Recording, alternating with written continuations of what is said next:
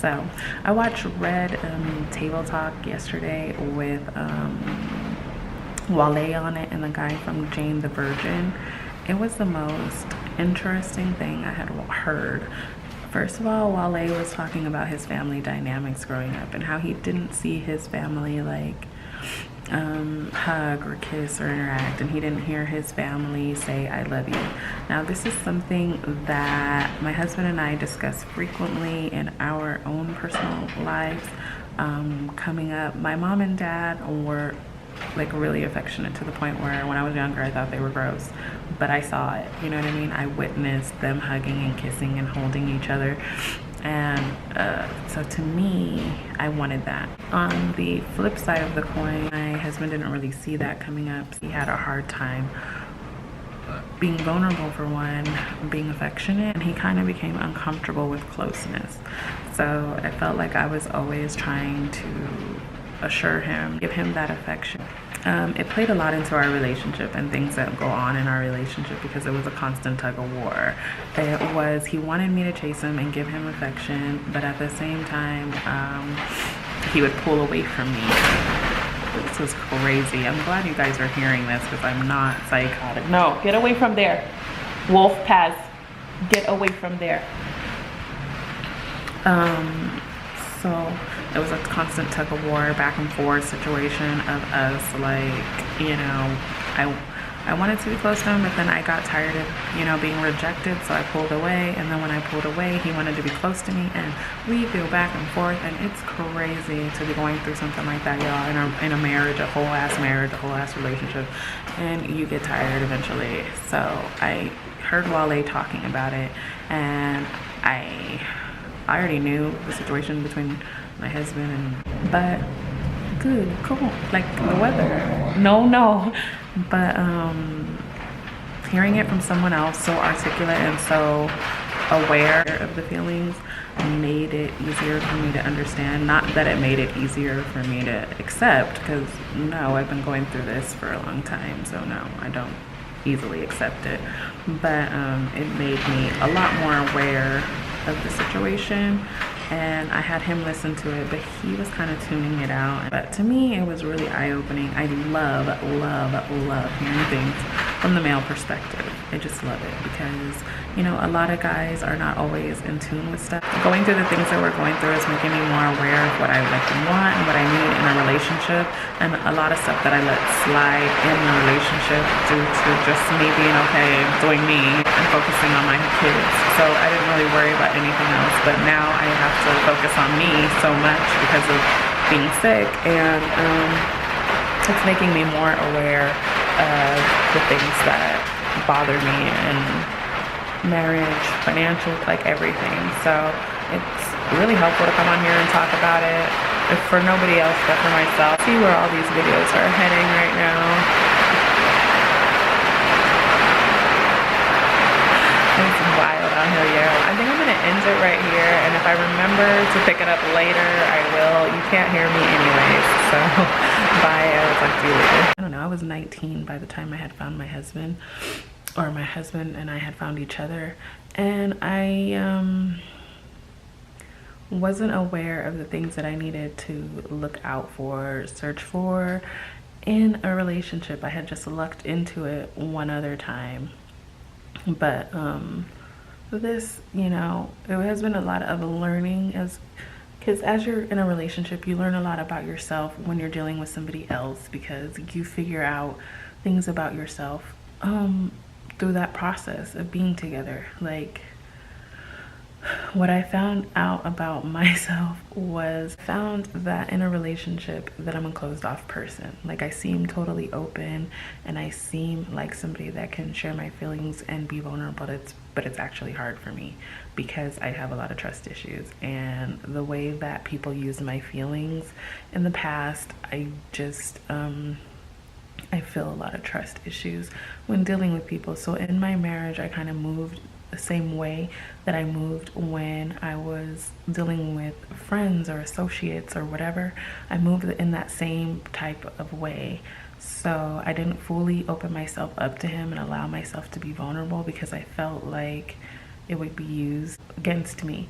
I also felt like once you let that part of yourself down, you let that guard down, and the person may not respond the way you want, it leaves you feeling rejected or unwanted. And I just wasn't willing to feel those type of feelings, because it's honestly scary to feel rejected or unwanted by somebody that you're in a relationship with. So I never really fully opened myself up. And then I felt like on the times that I did open myself up fully, I didn't get the response that I was hoping for. And then in my mind I was like, see, that's why I don't open up to people. And I'm pretty sure he's been through a similar situation in his past that made him feel the same way. Now a lot of people look at me and they're like, you seem like you're open, the way you act. I mean, I love everyone, I hug everyone, I tell everyone I love them. And I don't have a problem expressing those feelings, but what's inside of me, deep in my core, I have such a hard time doing it. I have such a block doing it. Did that blink? Did it? It's such a block doing it that it's so natural for me not to share my feelings that I don't even realize that I'm not doing it. And a lot of times I would just be like, never mind. But you know what that is? It's you dismissing your feelings. And the reason why that comes up for me is because I don't feel like I was ever heard. So when I be like, oh, never mind, it's because I feel like they're not going to hear me or listen to me anyway. So I'll be like, never mind.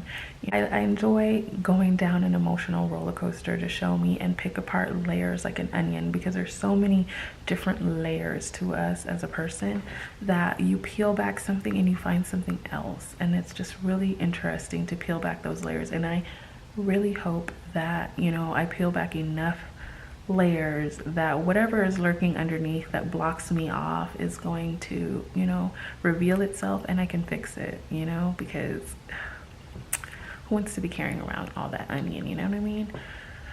And with regard to my marriage, like, it does play a role in it, because if I feel like I'm not being heard, then I'm very like, I don't want to deal with you type thing. So I kind of block off that person, and so I would end up blocking my husband off because I feel like he didn't hear me, or he wasn't listening to me, or he wasn't trying to hear my point of view. And I don't like being dismissed or not heard, so then I won't say anything at all.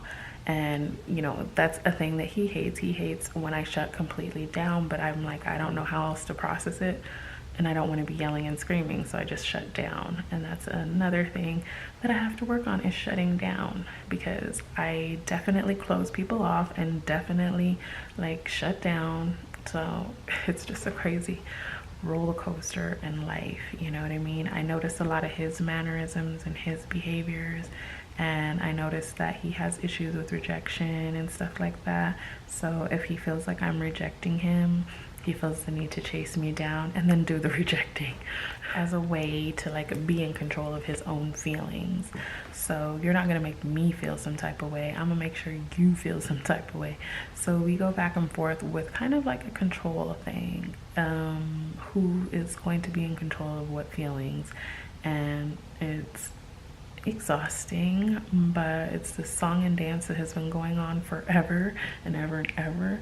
So I don't know. I mean, I just want us to be, you know, at least emotionally aware of what's going on, because I do enjoy, like, I could sit down and talk to him and have like these kind of talks like I'm talking to you guys right now, and have these kind of talks with him.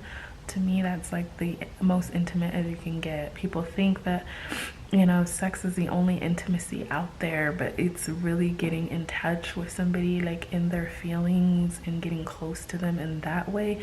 That's really intimate. And I can admit that I keep that part of the intimacy and part of myself closed off to pretty much everybody. I enjoy talking like this, like having deep talks and getting like really deep down into stuff. And the way my husband talks to me is very surface, you know what I mean? Like, he doesn't like to scratch beneath that surface, because there's a lot of pain there. So he's probably like, if I scratch it even just a little bit, it's gonna start bleeding and it won't stop. So we do like a little tiny like surface layer scratch, and then he retreats, and then another one and retreat. So that's just how it goes, and I'm no better. Like, I'm no better. So yeah, make sure that when you're picking somebody that you scratch the hell out of those layers early on, because, you know, going through life and then being like, well, you know what, I just realized I was really closed off to you the first 10 years of our relationship, first 20 years of our relationship, and now I want to work on things because now I'm fully aware. Going horse, I just want to think I dub this year of more self-discovery. Each year I do try to find something out about myself that I can work on. And gosh, I'm going completely horse.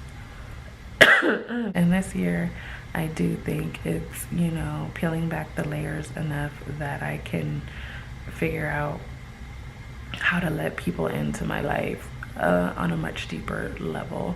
Even though people are not realizing I don't let them in, it's because, you know, I'm so willing to share certain parts of my life. People can't tell what is personal and what's not, so they think like, oh, she's really open and honest, and it's really, to me, it's not really all that personal. So if that makes sense, like some details that people might deem as personal are not as personal to me, but other things that are like what people don't understand is that my feelings are what is personal. So if I come to you and I say, you know, this made me feel X, Y, and Z and it hurt me, then it's me being vulnerable to you and telling you that this really bothered me. So that's what's vulnerable to me. But nobody really knows it because they haven't experienced it. Looking back at my childhood, looking back at my husband's childhood, like those things really play a huge role in how we act now towards one another. So together, I feel like we can learn how to break free of them. We just have to be willing to let each other in and stuff like that, which is the hard part. So you're like, probably like, you guys been together 20 years and it's hard. Most of our marriage was spent in passing. So it's now that we're spending this time together that we're like realizing things. So yeah, it can happen. It really can. And you think about like when kids leave and stuff like that, that's when you start noticing like, oh my gosh, do I even know this person? Because kids were the buffer. So you're like, wow, they were in between us all this time. I didn't realize that. I didn't know this and this about you. Or, you know, it's kind of sad because we let life just grab a hold of us. I like to give everybody the hug, the love and the hugs and the I love yous that I feel like everyone deserves. Like if you leave me, you get off the phone with me, I'm always going to tell you I love you, because first of all, I don't know, you know, when I'm going to talk to you again or or anything like that. And two, I truly genuinely love the people in my life and I want them to know that, and I don't feel any shame in that. You know, my grandparents told me every time I left them, every time I saw them, every time I was going to bed, whatever, you know, when we got off the phone, I love you. They said it every single time. It didn't matter what the circumstances were, they always let me know that I was loved getting on and off the phone. I think all that stuff is really important, like let people around you know, and it shouldn't be hard, you know, but for some people it is because you're not raised around it and you don't know what it is. So at the end of the day, I tell you guys I love you too, because it's true. I do. I love everyone. I don't know how I got off on this really huge tangent about love and relationships and stuff like that, but hopefully you got something from it, from my rambling all over the place and not being able to stay. I'm like money, and my two things lately have been money and relationships, and those are the two things I'm trying to fix. So, you know, it's gonna be a whole series now. So I love you guys. I hope you have a wonderful night. I'm so glad that the wind calmed down and the rain, because it was wild earlier. But you know, have a good night. Love and cherish your loved ones. Tell them you love them every time you see them, every time you leave them, when you're talking to them on the phone, and just let them know like they're loved, because everyone deserves to have that feeling and you deserve it too. So make sure, you know, everyone around you knows, and make sure you feel it. And I hope everyone out there is experiencing love. And yeah, have a good night. I don't think it's night though. Well, it's night, it's evening time. I think it's probably like 6, 7, I don't know. But have a good night, and I will talk to you in the next video.